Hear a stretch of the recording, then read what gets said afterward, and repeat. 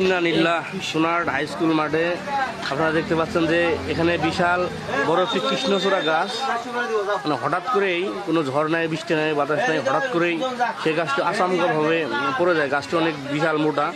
নিচে আপনার ঝালমুড়ির দোকান ছিল, আমড়ার দোকান ছিল, সেখানে অনেক বাচ্চা কাচ্চা ছিল, কিন্তু আল্লাহর অশেষ মেহেরবানিতে হতাহতের এরকম কোনো ঘটনা ঘটেনি। আল্লাহ নিজ হাতে সেখান থেকে বাচ্চাদের বাঁচিয়েছেন। এখানে একটা বাচ্চা ছিল, সেটা গাছের নিচেই ছিল, কিন্তু আল্লাহর রহমতে বাচ্চাটা এখনো সুন্দরভাবে সুস্থ আছে, কোনো ক্ষয়ক্ষতি হয়নি। আল্লাহ নিজের হাতে বাঁচিয়েছেন। আর নিচে অনেক বাচ্চা ছিল, গাছ করতে করতে অনেকভাবে দৌড়াইছে। এই জন্য আসলে এরকম বড় বড় যদি গাছ থাকে এগুলো কেটে ফেলে। ঝালমুড়ির দোকানটা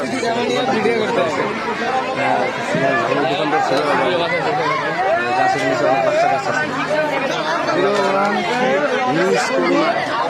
আজকে বিশাল একটা ঘটনা ঘটে যেতে পারে। বাঁচাইছে দেখেন দোকানের অবস্থা। বর্তমানে রানী ঘটে যাওয়া ঘটনা এই সকাল 11টা 15 মিনিটের ঘটনা।